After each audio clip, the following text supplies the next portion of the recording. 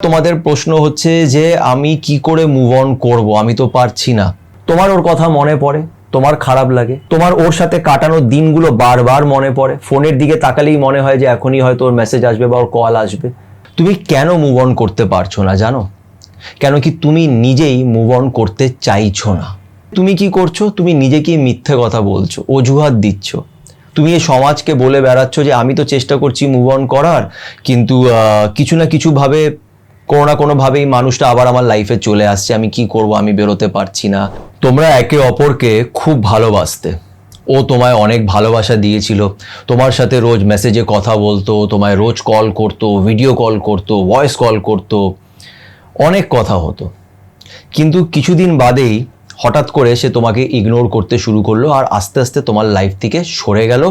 তোমায় পরিষ্কার বলে দিল যে আমাকে আর কল করবে না, আমাকে মেসেজ করবে না, তোমার মেসেজের উত্তর দেয় না, সিন করে ছেড়ে দেয়, এই জিনিসগুলো করা শুরু করেছে।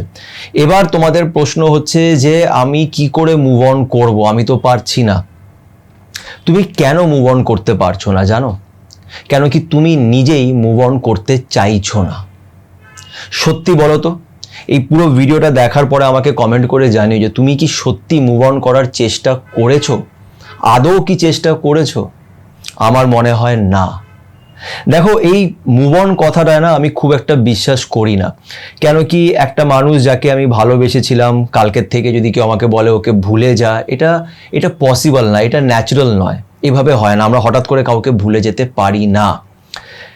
কিন্তু একটা সম্পর্কতে যেখানে সামনের মানুষটা তোমাকে এটা বলেই দিয়েছে যে আমি আর এই সম্পর্ক রাখতে চাই না, বা তোমাকে সম্পূর্ণভাবে অ্যাভয়েড করছে, ইগনোর করছে, সেখানে তুমি কি করছো? তুমি নিজেকে মিথ্যে কথা বলছো, অজুহাত দিচ্ছ।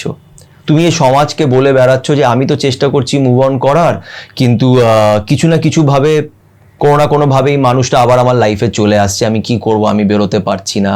ঠিক আছে? আর বিশ্বাস করো, এই প্রশ্নটা আমাকে, মানে আমি যদি অন অ্যান অ্যাভারেজ যদি তোমাদের বলি, 70% লোকেরা এই কমন প্রবলেমে সাফার করছে। 70% লোকেরা আমাকে মেসেজ করে এই এক কথাই বলে যে সোশ্যাল মিডিয়াতে আলাপ হয়েছিল বা এখানে আলাপ হয়েছিল, ওই আমার সাথে এত কথা বলতেই করতো, হঠাৎ করে কথা বলা বন্ধ করে দিয়েছে, এবার আমি কি করব, কি করে মুভ অন করব। কিন্তু আমি যেটা দেখেছি সেটা হচ্ছে যে তোমরা চেষ্টা করছো না মুভ অন করার, এখানে দোষটা কিন্তু তোমাদেরই।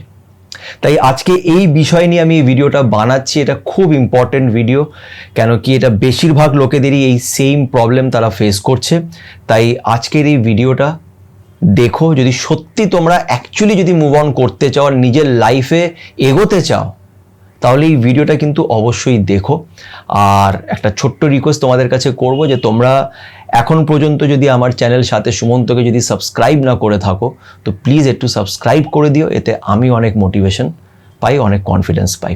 তো চলো আর সময় নষ্ট না করে আজকের এই ইম্পর্টেন্ট ভিডিওটা শুরু করা যাক। আচ্ছা দেখো, প্রথমে তোমাদের মুভ অন নিয়ে একটা কথা বলি, যেটা আমি আগেও অনেকবার বলেছি যে মুভ অন কথাটায় আমি খুব একটা বিশ্বাস করি না।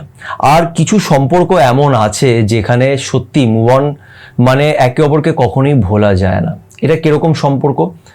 তুমি দেখবে অনেক সময় না কিছু সম্পর্ক এরকম থাকে যেখানে দোষটা কারোরই হয় না। যদি কারোর দোষ থেকে থাকে তাহলে সেটা হচ্ছে সময়, পরিস্থিতি এবং ভাগ্যের। তাদের এই সময়, এই পরিস্থিতি, এই সমাজ, এই ভাগ্য তাদের এক হতে দেয় না। দুজনের মধ্যেই একে অপরের প্রতি ফিলিংস আছে, কারোর হয়তো একটু বেশি আছে, কারোর কম আছে, কিন্তু তারা একে অপরকে ভালোবাসে, মন থেকে ভালোবাসে, কিন্তু জানে যে তারা কখনোই এক হতে পারবে না। এই ক্ষেত্রে কি হয়, মুভ অন করা, যেটাকে তোমরা বলো মুভ অন, বা সেই মানুষটার থেকে সম্পূর্ণভাবে বেরিয়ে আসাটা হয় না, কখনোই হয় না। তারা শেষ নিঃশ্বাস অবধি একে অপরের সাথেই থেকে যায় মনের ভেতরে। আর তারা কি বলতো, এটার সাথে ইউজ টু হয়ে যায়, মানে অ্যাডজাস্ট করে নেয়। তারা বুঝে যায় যে এটা একটা লাইফের পার্ট, এটাকে নিয়েই চলতে হবে, এই মানুষটাকে সারা জীবন মনের ভিতরে রেখেই চলতে হবে। এরকম সম্পর্ক আছে, কিন্তু বেশিরভাগ ক্ষেত্রেই কি হয় জানো তো, আমরা একটুখানি কনফিউজড হয়ে যাই, আমরা একটু গুলিয়ে ফেলি। আমরা ভাবি যে আমাদের সম্পর্কটাও এরকমই। কেন কি আমরা তো চেষ্টা করছি, এই মানুষটার থেকে বেরিয়ে আসা বা এই সম্পর্ক থেকে বেরিয়ে আসার, কিন্তু যতবার আমি চেষ্টা করি কোনো না কোনোভাবে এই মানুষটা আবার আমার লাইফে চলে আসে। তার মানে এটা আমাদের হয়তো কোনো স্পেশাল কানেকশন বা সোলমেট কানেকশন, এটা আমরা ভেবে ফেলি। কিন্তু বেশিরভাগ ক্ষেত্রেই যেটা আমি দেখেছি, নোটিস করেছি, সেটা হচ্ছে কি বলতো, আমরা অ্যাকচুয়ালি বেরোনোর চেষ্টা করি না, আমরা বেরোতেই চাই না, আমাদের এটাকে নিয়েই পড়ে থাকতে ভালো লাগে। তো এক্স্যাক্টলি ব্যাপারটা কি হয় সেটা তোমাদের বোঝানোর চেষ্টা করছি। যে দেখো, দিনের শেষে আমরা সবাই একা, আমরা সবাই ভালোবাসা চাই, তাই না? যখন একটা মানুষ আমাদের জীবনে আসে, অনেক ভালোবাসা নিয়ে আসে, তার সাথে আমার দিন রাত ফোনে কথা হয়, মেসেজে কথা হয়, সারাক্ষণ আমরা নিজের লাইফের ব্যাপারে আপডেট দিতে থাকি, তার সাথে সব কথা শেয়ার করি, সুখে দুঃখের সাথী হয়ে দাঁড়াই, তখন আমাদের খুব ভাল লাগে। এটা টানা 3-4 মাস চলতে থাকে। তারপরে হঠাৎ করে কি হয়, সেই সামনের মানুষটা তোমায় ছেড়ে দিয়ে চলে যায়। সে বলে যে আর মেসেজ করবি না, কথা বলবি না, আস্তে আস্তে তোমাকে অ্যাভয়েড করতে শুরু করে, ইগনোর করে, আর শেষমেশ এই সম্পর্কটা ও শেষ করে দেয় নিজের সাইড থেকে। কিন্তু তুমি কি করো? তোমার ওর কথা মনে পড়ে, তোমার খারাপ লাগে, তোমার ওর সাথে কাটানো দিনগুলো বারবার মনে পড়ে, ফোনের দিকে তাকালেই মনে হয় যে এখনই হয়তো ওর মেসেজ আসবে বা ওর কল আসবে। আর তুমি মনে করো যে যখন ও মেসেজ করতো, কল করতো, তখন কত ভাল লাগতো, কত ভালো ভালো কথা আমরা বলতাম। এই জিনিসগুলো তোমার বারবার মনে পড়ে, আর তোমার সেই টাইমটার প্রতি, ওই যে সময়টা তুমি ওর সাথে কাটিয়েছিলে, সেটার প্রতি তোমার একটা টান ফিল হয়। তোমার মনে হয় যে এটা কোনো সোলমেট কানেকশন হবে, যে ভাই না কেন বারবার ওর কথা মনে পড়ছে। কিন্তু অ্যাকচুয়ালি ব্যাপারটা হচ্ছে তোমার একটা টান ওর প্রতি ফিল হয়। এটা স্বাভাবিক, এটা হতেই পারে, এটা হবেই, তাই না? একটা মানুষ তোমাকে এত ভালোবাসা দিয়েছে, চট করে চলে গেল, আবার তার কথা মনে পড়বে, এটা স্বাভাবিক, এটা হবেই, আর এটা সময়ের সাথে ঠিক হয়। কিন্তু এখানে প্রবলেমটা কোথায় হয়? প্রবলেমটা এটাই হয় যে যখন তোমার ওর কথা খুব মনে পড়ে, তুমি সেই কষ্টটাকে সহ্য না করতে পেরে তুমি কি করো, ওকে একটা মেসেজ করে দাও।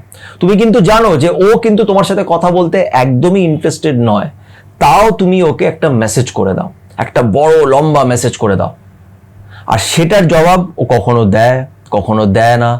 আর জবাব দিলে হয়তো লিখবে ওকে, ঠিক আছে, এরকম একটা উত্তর দিয়েও ছেড়ে দেয়। তখন তোমার আরো কষ্ট হয়। আবার তুমি 10-12 দিন ওকে ছাড়া থাকার চেষ্টা করো, আবার পাও না, আবার ওকে মেসেজ করে ফেলো, আবার এই প্রবলেমটা চলতেই থাকে।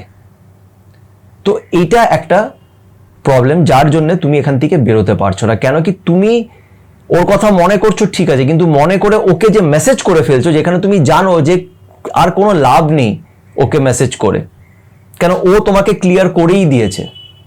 আর যদি একটা মানুষ তোমাকে সত্যি ভালোবাসে, সে তোমাকে কখনোই ইনসাল্ট করবে না, কখনোই এইভাবে ইগনোর করবে না, কখনোই বলবে না যে আমার সাথে আর কথা বলিস না।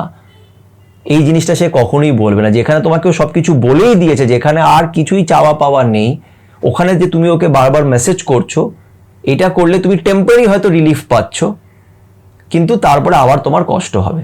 আর আরেকটা ব্যাপার কি হয়, যে তুমি হয়তো 10 দিন নিজেকে আটকে রাখলে, কথা বললে না, ও তোমাকে একটা মেসেজ করে দিল, তোমার তখন মনে হবে তার মানে এখনো ওর ভিতরে ফিলিংস আছে। তুমি আবার ওকে নিয়ে ভাবতে শুরু করবে, আবার ভাববে যে এটা সোলমেট কানেকশন, আমরা চাইলেও আলাদা হতে পারি না, এই ওই সেই, তোমরা অনেক কিছু ভাববে। কিন্তু ঠান্ডা মাথায় ভেবে দেখো, তুমি কিন্তু অ্যাকচুয়ালি ওর কাছ থেকে আলাদা হওয়ার চেষ্টা করোইনি। আরেকটা ব্যাপারও আছে, সেটা কি দেখো, অনেক সময় কি হয় জানো তো, আমরা না, এই ওয়ার্ডটা ইউজ করা ঠিক হবে কিনা আমি জানি না, রিজেকশন, আমরা না অনেক সময় রিজেকশনটা নিতে পারি না। মানে একটা মানুষ তোমার লাইফে এসেছিল, সে তোমাকে প্রথম অনেক ভালোবাসা দিয়েছে, অনেক কথা বলেছে, তোমাকে অনেক বড় বড় কথা বলে তোমাকে অনেক ইমপ্রেস করার চেষ্টা করেছে, তুমিও তার প্রতি অনেকটা ইমপ্রেস হয়ে গিয়ে তোমরা রিলেশনশিপে গিয়েছিলে। এবার যখন ওই মানুষটাই তোমাকে যখন ছেড়ে দিয়ে চলে যায় না, তখন তোমার ভিতরে একটা রাগ তৈরি হয়, ইগোতে তোমার লেগে যায়। এটা তুমি হয়তো বুঝতে পারবে না, কিন্তু তোমার মনে কিন্তু ওকে নিয়ে একটা রাগ থাকে। আর এই জন্যই তুমি দেখবে, অনেকেই দেখে থাকবে তুমি, যে তারা ব্রেকআপের পর অনেক পোস্ট সোশ্যাল মিডিয়াতে শেয়ার করে, রাগি পোস্ট শেয়ার করে, যে লাইফ এরকম করে দেখিয়ে দেবো, আমি কাউকে এই করে না, দেখবে এরকম টাইপের পোস্ট বেরোয় না, সেগুলো তুমি দেখবে শেয়ার করা শুরু করে, নিজের স্টেটাস দেয়, নিজে দেখানোর চেষ্টা করে যে আমি খুব ভালো আছি, আমি তো নিজের লাইফে বেশ আছি, মজায় আছি। এগুলো কি বলতো, এগুলো একটা আউট অফ ইগো আমরা করি, কেন আমরা খুব হার্ট হয়ে যাই। তারপরে তুমি দেখবে তুমি সেই মানুষটার ব্যাপারেই নিজের বন্ধুদের খারাপ বলা শুরু করবে, যে ও এরকম করেছে আমার সাথে, এরকম করেছে, সেই করেছে, ও বোঝেনি, ও আমাকে কদর করেনি, অনেক কিছুই তুমি বলবে।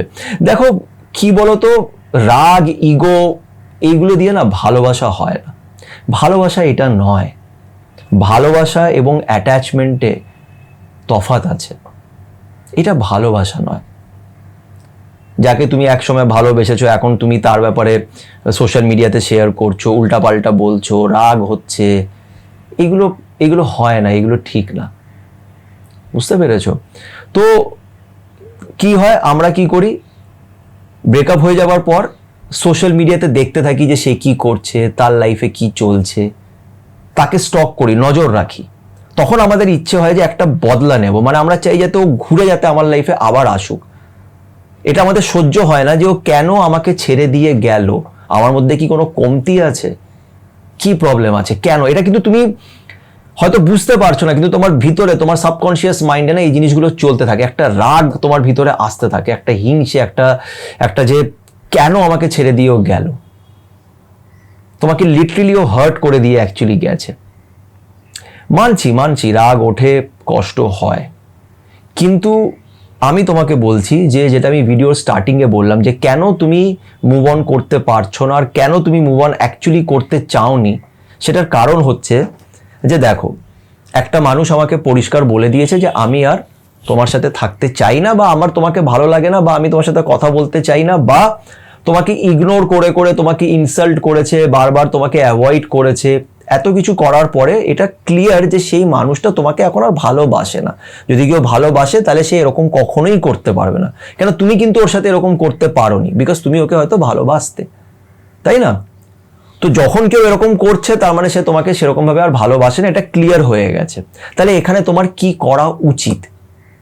তোমার যেটা করা উচিত সেটা হচ্ছে তাকে তুমি সব জায়গা থেকে ব্লক করে দাও, সম্পূর্ণ তাকে ব্লক করে দাও, তার সাথে কোনো কথাই বলো না, তাকে তুমি সোশ্যাল মিডিয়াতে ফলো করো না, দেখো না যে সে কি করছে, তার লাইফে কি চলছে, এই জিনিসগুলোকে তুমি সম্পূর্ণ বন্ধ করে দাও। তুমি কি সেটা করেছো?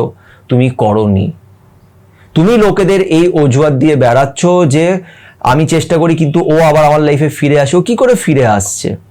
তুমি ওকে ব্লক কেন করোনি? তুমি ওকে সম্পূর্ণভাবে ব্লক করো। আমি বলছি না ফর দ্য লাইফ টাইম তুমি ব্লক করো, কিন্তু অন্তত 1-2 মাস ব্লক করো। তুমি যদি একটা গোলাপকে, যে গোলাপের ডান্ডা থাকে না, পুরো গোলাপটা যদি হাতে এমনি করে ধরে থাকো, ওটার মধ্যে অনেকগুলি কাঁটা আছে, তুমি যদি এমনি করে চেপে রাখো তো রক্ত বেরোবে। তুমি আবার এমনি করে ছাড়লে, আবার ওটাকে চেপে রাখলে, আবার রক্ত বেরোবে। এটা চলতেই থাকবে। তার জন্য তোমাকে কি করতে হবে জানো? গোলাপটাকে সাইডে রেখে দিতে হবে। তখনও এখান থেকে রক্ত বেরোবে, জ্বালা করবে, ব্যথা হবে, কিন্তু কিছুদিন পরে আস্তে আস্তে এটা ঘাটা শুকিয়ে যাবে। ঠিক এইভাবেই না আমাদের চোখের জল শুকিয়ে যায়। লাইফে কোনো জিনিস পার্মানেন্ট নয়, না দুঃখ না খুশি। তাই তুমি যদি সত্যি মুভ অন করতে চাও তাহলে সেই মানুষটাকে সম্পূর্ণ দূরে, 100% দূরে সরিয়ে দিতে হবে, যদি সত্যি তুমি এটা চাও। আর যদি এটা কোনো স্পেশাল কানেকশন হয়ে থাকে সেটা ভগবান দেখে নেবে, বা উপরে যিনি বসে আছেন, যার উপরেই তুমি বিশ্বাস করো, সে দেখে নেবে, তোমাকে মাথা ব্যথা নিতে হবে না। এটা স্পেশাল কানেকশন না সোলমেট কানেকশন না টুইন ফ্লেম কানেকশন, এটা তোমাকে সময় বলে দেবে। তোমার যেটা করণীয়, যেটা বুদ্ধি বলে সেটা করো। সবসময় মনের কথা শুনো না। মন তো একটা কিন্তু ইলুশন, মন তোমাকে অনেক কিছু শেখাবে, অনেক কিছু দেখাবে। বুদ্ধিটা ইউজ করো, আর যেটা তোমাকে লজিক বলছে সেটা উপরে ফোকাস করে এগিয়ে যাও। তো যাই হোক, আশা করছি তোমাদের অনেকটা এটাকে বোঝাতে পেরেছি। জানি না কতটা ঠিক বলেছি। তোমাদের যদি কিছু খারাপ লেগে থাকে তাহলে আমাকে অবশ্যই কমেন্ট করে জানিও, এবং তোমাদের মতামতটাও আমাকে কমেন্ট করে জানিও। আর আবারও বলবো, আমার চ্যানেল সাথে সুমন্তকে যদি এখন অবধি সাবস্ক্রাইব না করে থাকো তো প্লিজ একটু সাবস্ক্রাইব করো, এই ভিডিওটাকে লাইক করো, আর ভালো থেকো।